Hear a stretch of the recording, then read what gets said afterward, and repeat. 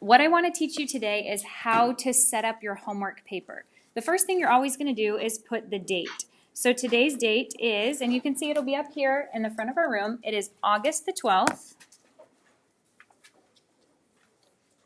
2020. See where on your paper it's a red line. You want it to be right up there, right alongside the red line of your notebook paper, up at the very top. The next thing you're going to do is you're going to go ahead and put your name at the very top right-hand corner. So let's say your name is Emma Cruz.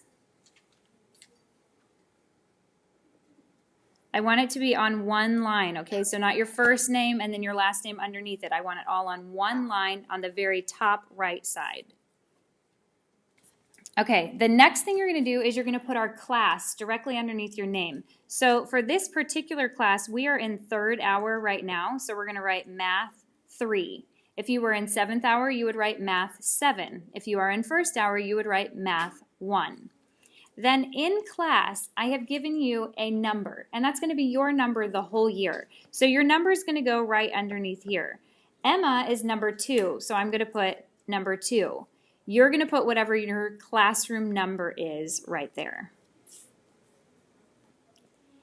And the last thing you need for labeling your paper is what the assignment is. Yesterday I taught you lesson 1.1, so today we are going to actually do the 1.1 homework in class. All right, and you're going to label out the entire thing. We're doing 1.1 homework. We're going to find it on pages 7 and 8. And then you will go ahead and write out all of the numbers exactly as I'm doing up here on the board. So each of the numbers that you need to do are going to be done just like this. You can see I've underlined the words all. That means you do need to do all of those, 24 through 27, all. Sometimes it might say just the evens, or it might say just the odds, okay? And then at the very end, I'm always going to tell you how many problems this is. This is going to be 10 problems. So that's why I've put that in parentheses. As we begin to label the paper, you can see you've got, mine's a black line, but you've got a red line over here. We're going to label the first problem. What's the very first problem we have to do? 24. So I'm going to put a 24 to the left of that line. I want you guys to go ahead and label it to the left of your line. It's very important for your math work to be neat. That helps you to be organized and for things just to work and flow a little bit better. So we're going to go ahead and write the original problem for number 24. What does the original problem for 24 say? 7.64. All right, now it says 7.64, but there were some lines there. Do you guys remember what these lines are? Absolute value. All right, class, what is the absolute value of 7.64? You are correct. We will always work down. So your final answer is going to be directly underneath the original problem. And what do we do to our final answer? Box it in. So this is pretty simple. Now, normally what you're going to do is you're also going to go onto the Big Ideas website and you're going to punch that answer in for the very first problem. I will teach you how to do that later this week. Right now, I just want to get you set up for how to make it look on notebook paper. What is the next problem that we need to do as a class? 25. Here's very important. You need to skip a line. Okay, so don't use that next line. Skip a line and put 25 to the left of the line. What does the original problem for number 25 say? The absolute value of negative 18.26. AJ, what is the absolute value of negative 18.26? 18.26, very good. And class, what should I do to my final answer? Box it in. Should I write it on the next line or should I skip a line? All right, I want us to go ahead and skip a line. Gabe, what is the next problem number that we need to do? Okay, so it's number 26. Let's go ahead and label it. And we need the absolute value of 4 2/5. Rodney, what is that answer? 4 2/5 is correct. And box it in.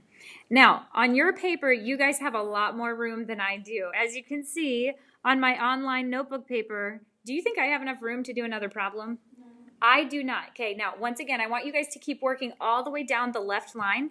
However, once you get to the point that you cannot anymore, what you'll do is you can fold your paper in half, and I am going to start working on the right side. Does that make sense? Once again, you guys still have plenty of room, but for me, I'm going to go ahead and write down now number 27. All right, Alexis, what does the original problem say for 27? The absolute value of -5 over 6 is -6. Correct. And what's the answer?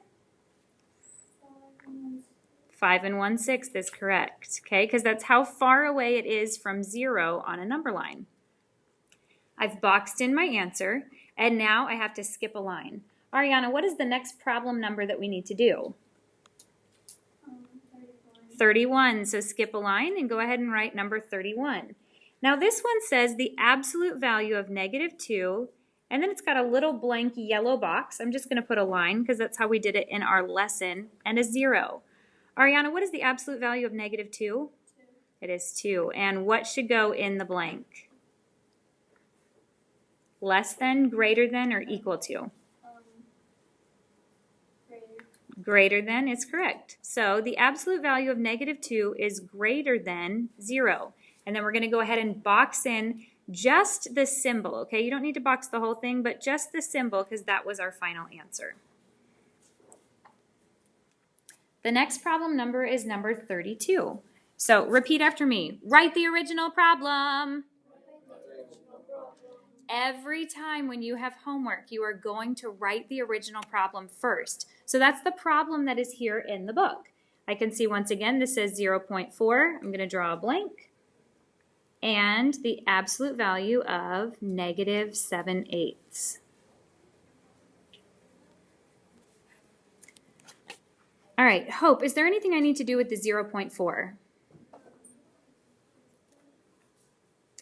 I'm just going to drop it down, okay?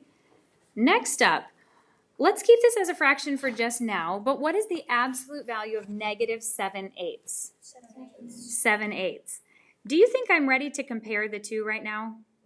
I am not. Why? One's a decimal and one's a fraction. Do you guys remember what the decimal would be for 7/8?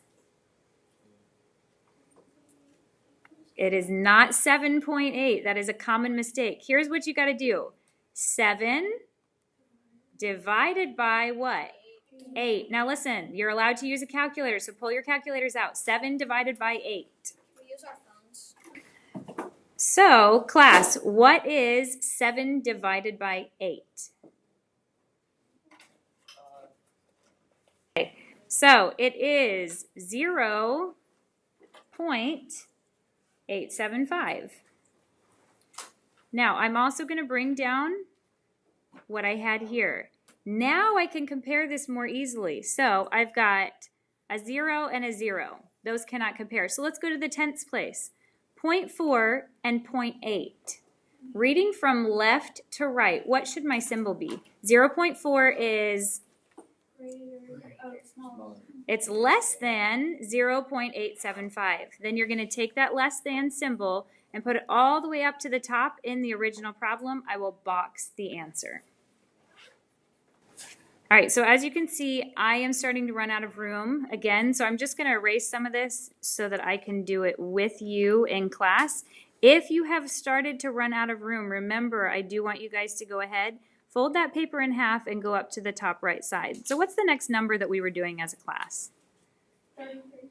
All right, 33. Let's write down that original problem. What is the absolute value of 4.9? 4.9. What is the absolute value of negative 5.3? 5.3. All right, from left to right, read it to me, class. 4.9 is less than 5.3. And our next problem, remember, in between each one, we're going to be skipping lines. Let's go ahead and do 34 together. All right, do you guys remember what I'm supposed to do if that negative is on the outside of the absolute value? What do? I keep the negative, okay? So we're going to drop that negative down. And now let's just focus on this. What's the absolute value of 4.7, class? 4.7. Drop this down, and then I've got 1/2. Do you guys know what that is as a decimal? 0.5 or 0.50, either one. Remember, if you can't remember how to do it, take the top number, divide it by the bottom number. As you do that, you would see this is the answer, okay? So, what do you think? This is a negative number. This is a positive number. What's always going to be bigger, negatives or positives? Positives. So reading from left to right, what do we have? Negative 4.7 is less than 0.5. All right, now we are moving on to number 37. 37 says, you be the teacher. Your friend compares two rational numbers. Is your friend correct? Explain the reasoning. So the problem number, the original problem, looks like this. Negative 10, the absolute value of negative 10 equals negative 10. What do you guys think? Is that correct? Yes or no? No, that is not correct. Who can explain to me what your friend did incorrectly? Emma, what do you think? Okay, so as you can see right here, the absolute value of negative 10 should have been what? 10. All right, then you're going to go ahead and take that and box in your answer. Okay, now we have just one problem left, and once again, I've run out of room, so I'm just going to go ahead and erase this. Normally, you're not going to be erasing anything, but I'm going to erase that so that I can have room for number 41. All right, now 41 is a little bit different. It's going to be on the next page, and this one looks like a lot of writing. Normally, you have to write the original problem, but if there is more than one sentence, you do not have to write the original problem, okay? So this is what it says. The freezing point of a liquid is the temperature at which the liquid becomes a solid. Looking at this, it's got butter, airplane fuel, honey, mercury, and candle wax. Which liquid in the table has the lowest freezing point? Can you guys look at those numbers and see which one of those numbers is the lowest? Which one's the lowest? Negative 53 is the lowest. So what is that? That is airplane fuel. So we're just going to write the answer for that one. You don't need an original problem because it was more than one sentence. Then don't forget to do problem B. Is the freezing point of mercury or butter closer to the freezing point of water, 0 degrees? So what is the freezing point of mercury? Negative 39. What is it for butter? 35. Which one of those numbers is closer to 0? 35. So what's the answer? It is the butter. All right, then we're going to go ahead and box it in. So listen, my goal for today was to try to help you how to set up your homework assignments, okay?